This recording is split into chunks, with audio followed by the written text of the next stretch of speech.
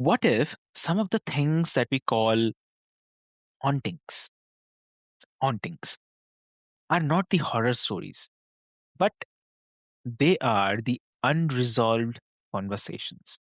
Right? What if the fear has simply replaced the compassion in how we talk about death? And what if the ability to help the dead is not supernatural, but it's deeply human? So, today we are stepping into a conversation where mysticism meets responsibility and curiosity meets compassion. So, hey, dear listeners, welcome back to another powerful episode of Mind Meets Machine, where we explore the intersection of consciousness, unseen intelligence, human perception, and the questions technology still can't answer. Yeah. So I'm your host, Avik, and today we are joined by a lovely guest. Please welcome Tina Irwin. So, welcome to the show. Thank you so much for having me, and I love that introduction. That is beautifully written. Thank you. Thank you so much, Tina. Yeah, I mean, I'm really happy that you joined today. And this is one of my favorite topic, which I really love to discuss every time. Yeah, I mean, I definitely love to discuss a lot of things here. And but before we get into the discussion, dear listeners, I'll quickly love to introduce you with Tina. So, Tina is a lifelong metaphysics student, the author of the 9 books, retired US Navy commander, and self described post helper. Yeah. So her mission is very, very simple, but I would say it's profound because she teaches the living how to help the dead cross over. So in this episode, we will explore the psychic children, psychic sensitivity, and what happens after death, and how compassion may be the missing piece in the conversations about spirits. So, if you have ever wondered, like, whether there's more happening beyond what we measure, then this conversation is for you. And definitely, I'll not take much of your time. Let's get started. Welcome to the show again. Thank you. Lovely. So, like I was mentioning, Tina, that it is one of my favorite topic. I always love to talk about this beyond mental health awareness. But before we get into the psychic children and the ghost helping, one thing I'm very curious is like, when did you first realize that what you were experiencing was not a kind of imagination? That was something real that was happening. I think it started when I was a child and I had a Siamese cat and she was hit by a car and I kept seeing her ghost. And I think I was about 7 years old and she was my best friend. And she kept coming back to me. And I think because I was emotionally holding her, I tried to explain it to my mother. But, this is the 1950s. I mean, I'm ancient. So it's the 1950s. And my mother didn't know what to do with it. So she wasn't unkind to me. She's like, honey, I know you miss your kitty. And okay, that's what happened. And,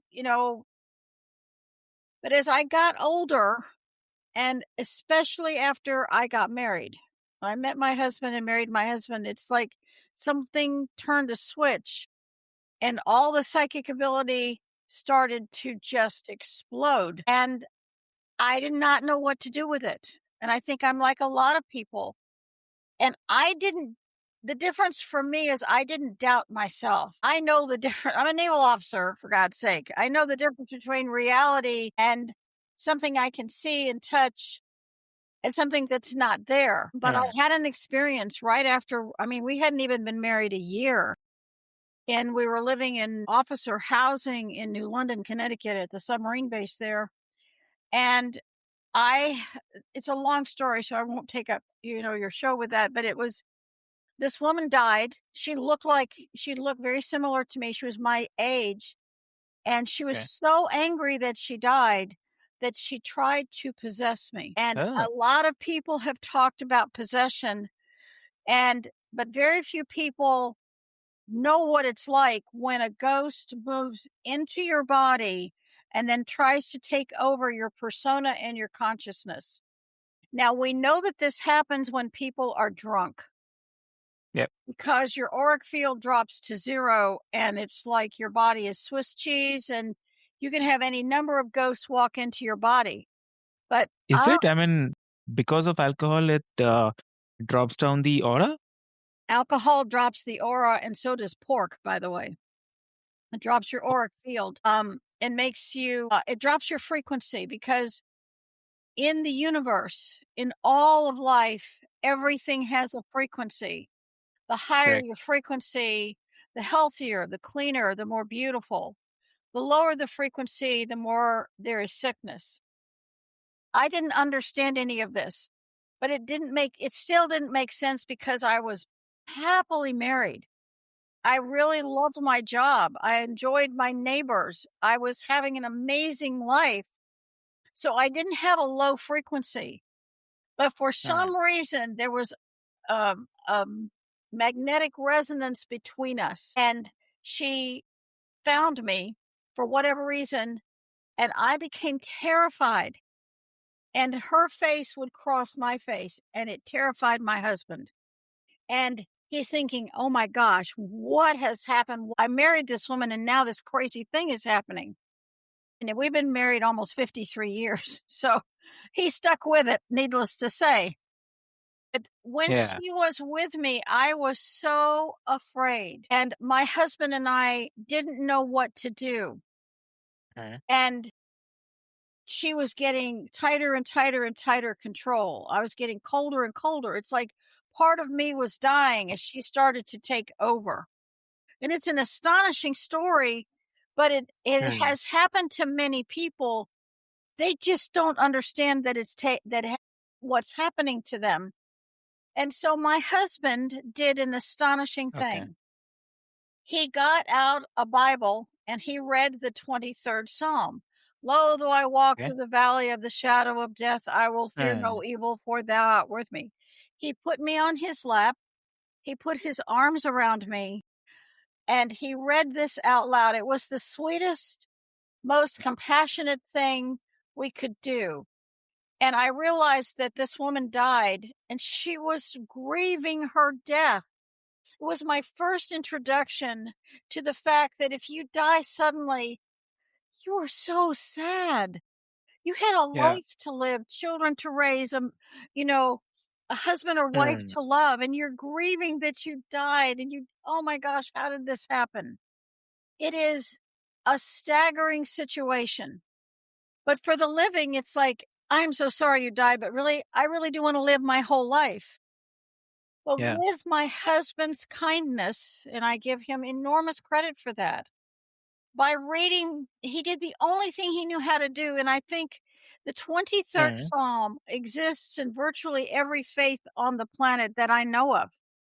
In theme and Okay. variation, it's how we're told how we can help the dead. And they need help because they have the same personality, the same consciousness, but they Mm. don't have the physicality of a body. This is just, we have to go from point A to point B, so we get in a car. Well, to have a mortal life, we have to get in a body. And that's what Correct. mortal life is.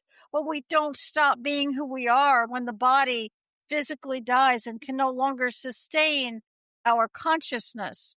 Mm. And I'm grateful to you for giving me an opportunity to explain this. And this is just, again, it's my opinion. People can decide how they feel about it. I'm not saying they have to believe.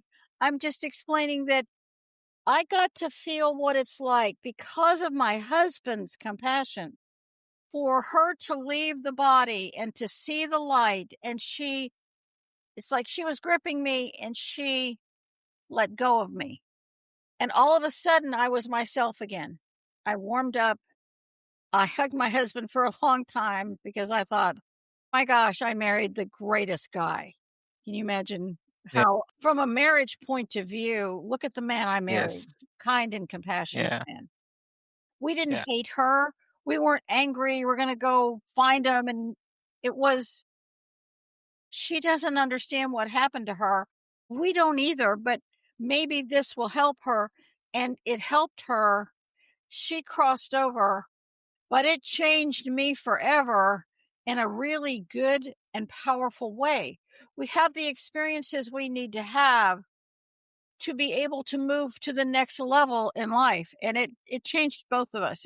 I wrote about this in Ghost Stories from the Ghost Point of View. That story is in book 3 of the series, and I go into enormous detail about what that was like for both of us.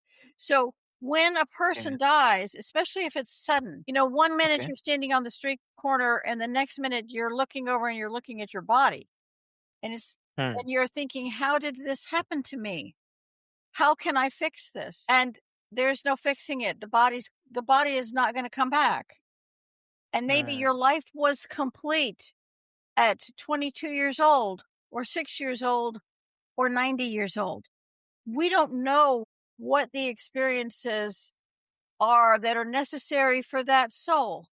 So we have to respect that people come into our lives or we come into life and we may not live a very long life. We might live a short life Hmm. and it's still okay.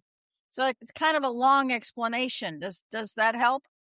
It helps, definitely. I mean, I believe this is something you said that correctly. I mean, they actually need the body because the soul, I don't say soul, but yes, they're invisible. And without body, they are kind of powerless, if I'm correct, right? Without a physical body, you Hmm. can experience smell and taste and touch. Hmm. You do experience emotion, grief, Okay. or joy at seeing, a lot of ghosts linger for a long time. Confusion. Hmm. Children who die are always confused. They're looking for an adult or a parent to tell them what to do next. And if you ask most people, if you died 2 seconds from now, do you know what you're supposed to do next? Hmm. It's not something that we mortal people would routinely contemplate. We'd go, Hmm. I don't have to worry about that. But I'm sorry, some people do. And if you Okay. are prepared, then you can embrace the next experience. And some people go into in some souls, and we know this is true because we separate body and soul as soon as somebody dies.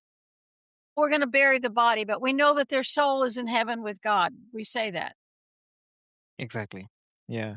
And it's so on such a subconscious level, we know it. I don't care if you're a scientist, you know it because it's one of the first rules of thermodynamics. Energy is neither created nor destroyed. It is hard science. Yeah. It's not metaphysics, it's physics. What Yeah. becomes metaphysics is actually understanding what is the soul experiencing. If you were Hmm. in torture and you were had cancer or some horrible disease and you died and you're released from this tortured body, well, your feeling toward death is it is a blessing. Hmm. But if you're a young person and you're healthy and you died in some sort of an accident or you were murdered, and see the method of death and the age of death Yeah. all are parameters in how the soul grieves or approaches their death when they're no longer in a mortal frame. There are vicious, vindictive people who have a desire to continue to hurt other people, even in death, which is why I Yeah. cross over murderers. I wrote this book, the Crossing Over Prayer Book, and it's 88 prayers that help the living and the dead. And there's a prayer to cross over a murderer because in the 23rd Psalm, it says, He restoreth my soul. If you have the capacity to commit murder, it's as if parts of your soul are shaved off life after life after life, so that the conscience, the moral framework is destroyed. When you Exactly. return this quote evil person to the Hmm. house of God, that soul can be restored. It doesn't change the karma the soul Yeah. created, that still has to be balanced. That's way beyond my pay grade. But it enables you to understand every soul Yeah, without judgment or prejudice can benefit from being crossed over. exactly. So I'll also quickly ask you, like, when someone says that, I think there's a spirit in my house, right? So instead of panic, what tends to actually be happening? The earth has been inhabited for millions of years. And their archaeology is a really fascinating study right now because they're discovering that the age of the earth that we think we know, we're still Hmm. learning. And isn't that wonderful? When you look at geology and you look at the layers of earth, what if you were to look at those layers of earth as stacks of time? And in every stack of time, there are human beings who have lived there. They have died there. There was trauma or joy in that stack of time. I do remote viewing. So when I remote view a location, I go back through the stack of time and sift through time to find the most powerful traumatic moment that is causing the problem in that location. You can have a location. I remote viewed a house in Williamsburg, Virginia, and the family said it just feels sad here. It's a beautiful house, a gorgeous location, but we walk in the house and we're sad and we just think there's something here, but we don't feel a ghost. We just don't understand. And I've known the remote viewed 4 of this client's houses, but I had to sift back through time to the Revolutionary War in the United States. It was something like 1750. So I had to go back quite a few years, almost 300 years. And I sifted through that time in that location. And what I discovered was there was a small, like 1-room structure with a woman and her teenage son. Her husband was fighting with General George Washington's forces. He wasn't there. British troops rode up on horseback. The teenage boy grabbed his long rifle, which he could barely lift, and is pointing it at the British lieutenant.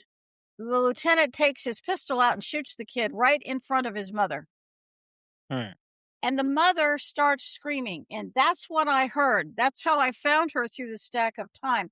I could psychically hear her screaming at the horror that this man killed her son. And she just couldn't seem to stop screaming. His troops who were with him were just horrified he did this, but he was a cruel man anyway. And then they go in her house and they say, well, there's nothing we can take. She doesn't have anything. And he says, burn it down. So they kill her son, they burn her house down, and then as they're riding away, he turns around and he shoots her too. So in a few moments, you have this enormous amount of murder, fire, all focused in that one location. But it echoed through the stacks of time, and that's what I could hear. So I crossed she and her son over. And the other settlers saw the fire and they buried them. But, how long ago but crossing them over and I cleared the property. When you have a great deal of violence happen in one location, you can create what's called a portal to a dark world and other dark things can come in. So I closed all that up, crossed these people over and gave healing to the land. It took me a little while to do that. But once that happened, she said it was like the sun came out and they didn't feel bad. The house felt happy again. Got it. All because these 2 souls were crossed over and the land received healing. Because we know that metal holds memory and Yep. we know crystal holds memory. So the minerals in the earth hold the memory of the events that happen in various locations. So when you're clearing a place or you see something like that can make a difference. Now, if you're not sure how long ago or what happened and you should not have to pay a medium. Again, the Crossing Over Prayer book has prayers you can use. and that clear of the stacks of time. If it's a ghost that died, maybe that person died in the house. You can say the crossing over prayer, which I actually have on cards that are available on ghosthelpers.com. And you can say the crossing over prayer as many times as you feel is necessary till you feel it's like this subtle shift. And you know that that person or that ghost is gone. And those are just a couple things that you can do. But ordering the ghost to leave, burning sage, which I don't know why the New Age thinks that works, because it does not. All those things, they're not helping the dead. If you help the dead as an act of compassion, because it's the compassion you will want for yourself, then you earn the karma for helping them. You did something enormously compassionate, and maybe you were afraid, but you stood up to your fear and you still helped them. It's good for you, and it's really good for the soul. Wow. Amazing. And okay, one more thing. Like, I'm very curious about this one also. Like, yeah, I mean, you were mentioning about some people cannot cross over after death. So why don't some people cross over after death? What keeps them here? I used to live in San Diego, California, Oh, okay. and my neighbor was an orthopedic surgeon, and he died in a motorcycle accident. And Okay. he had moved away from where we used to be neighbors. Okay. One day I'm in my office and I feel him there, and he said, and I went, "Whoa, gee, Jeff, what are you doing here?" And he said, "You have to cross me over." He Uh, said, "My family is clinging to me. They won't let me go." He said, "I feel these emotional black cords wrapped around me, and I can't take their grief. It's just horrible." And he said, "I led a good life. Can you please just cross me over?" And I said, "Sure, I'll be glad to do that." And I did write a story about him in Ghost Stories from the Ghost Point of View book as well. He was held in place because he of the grief of his family. Some people don't know they're dead. You see this on battlefields, you see it at accident sites.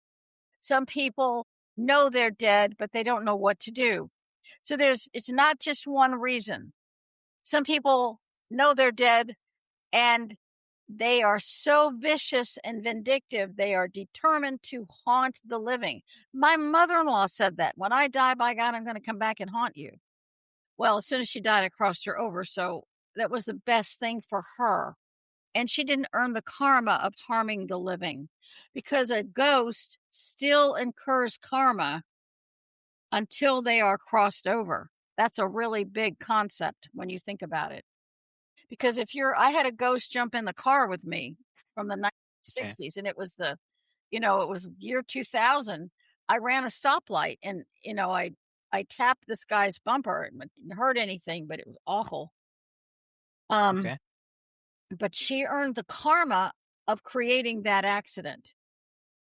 I had to cross her over when I realized what had happened. I was still new at this. This was so long ago.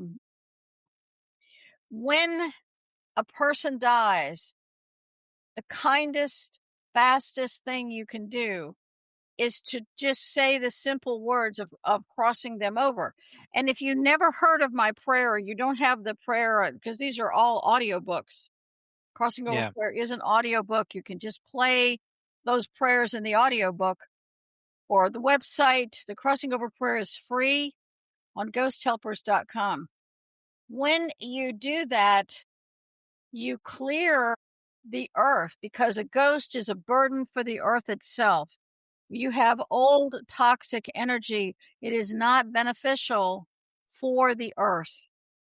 So people don't cross over for a million different reasons. A lot of men on battlefields don't know they died, and they've been there since the Revolutionary War or World Wars, or, you know, there's wars all over Asia, Southeast Asia. I mean, Mongol Empire, all these people died. Everybody dies eventually. But crossing them Exactly. over helps to reduce the burden on the land itself. Wow. Amazing. Amazing. Like, let's discuss about the psychic part also. Like, many parents say that their child sees or speaks to someone invisible, right? And some dismiss it, others panic. So, what tends to actually be happening in those cases? Sometimes children are able to see things that adults cannot because the term is the veil. Okay. You hear psychics say, oh, the veil comes down and you couldn't see, they couldn't be psychic anymore. Well, and the theory is that the veil hasn't dropped for children, and that's why they can see a ghost. Or some people see, what's called the deviant kingdom. They see nature spirits. Okay. When a child says that to you, don't just dismiss it. Sit down, look at their face and talk to them. Find out what are they really seeing. And then if you are fortunate enough to hear this podcast, then you can, go to ghosthelpers.com and just read the crossing over prayer. Your child will tell you if that ghost is still there. And you build a partnership with your child. That's why I wrote this wonderful book called, and it's this significant work, Psychic Children, Psychic People, because it has the tools for adults and children, whoever has psychic ability. It has the tools to help you to deal with this ability by knowing what the pitfalls are, how to keep yourself safe from really vicious ghosts, and how to help another child ghost that you can see. Or if, let's say, you're traveling and your child sees a ghost, in a field somewhere that they died, or your child starts having dreams of ghosts. And if you don't treat your child like they're lying, most children can't make this up. I had a child, a 3-year-old, tell me that they died when they were born and they were afraid to be born again because it was so bad when they died the last time. It's a child of 3. And I believed him. I absolutely believed him. And he was so earnest in his telling me. And I just listened. And of course, I communicated this to his parents, who were also very sensitive to him and listened. When you treat your child with respect, you don't dismiss them, you don't belittle them, you give your child the respect that you would want for yourself with kindness and say, well, you know what? If you're seeing this ghost, let's help them together, and nod your head. We can do this. Let's use a prayer. And what are you doing? You're connecting your child to God. You're not coming from a place of fear. You're coming from a place of strength and compassion. Look at the life lessons that are offered to you, and you, as the parent, are embracing those lessons without fear. I mean, we're all going to be ghosts someday. All of us will become a ghost, maybe for just moments, but maybe longer. Won't we want somebody to help us, or wouldn't it be nice to know what to do when you die? Wouldn't that be an amazing thing? So if you have a psychic child, I had a client with twin psychic 4-year-olds, and we worked for a couple of months. It wasn't long, just a couple months. I gave her the tools, really, really helped her.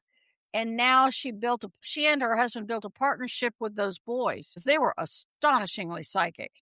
So a psychic child can be a nightmare, or they can be a child of service to humanity, but they have to have training and wise parents. That's amazing. And so, for someone who has lost a loved one, maybe tragically or maybe suddenly, and they are carrying guilt, unfinished words, or fear about what happened after death, what would you want them to hear right now? I think that's a really, really powerful question. Uh-huh. If a person dies suddenly and you wish you had said, well, remember, death is simply walking through God's other door. So first of all, cross the person over. You will do something amazing for them. Write down what you wanted to say to them. Read it Okay. out loud. If you're angry at them, say, I was angry at you for these things.